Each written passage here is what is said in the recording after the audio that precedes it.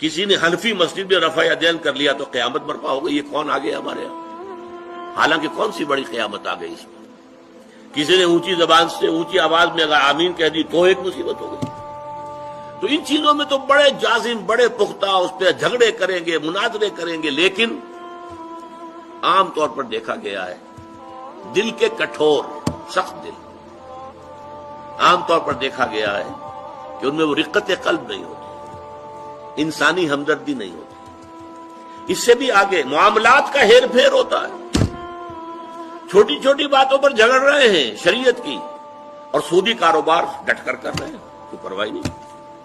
گویا کہ حضرت مسیح علیہ السلام نے جیسا کہ یہودیوں کے بارے میں کہا تھا کہ تم مچھر چھانتے رہتے ہو اور سموچے اونٹ نگل جاتے ہو، چھوٹی چھوٹی چیزوں کے اوپر بحثیں ہیں، مناظرے ہیں، گفتگویں ہیں، دلائل ہیں، کتابیں موٹی موٹی شائع کی جا رہی ہیں۔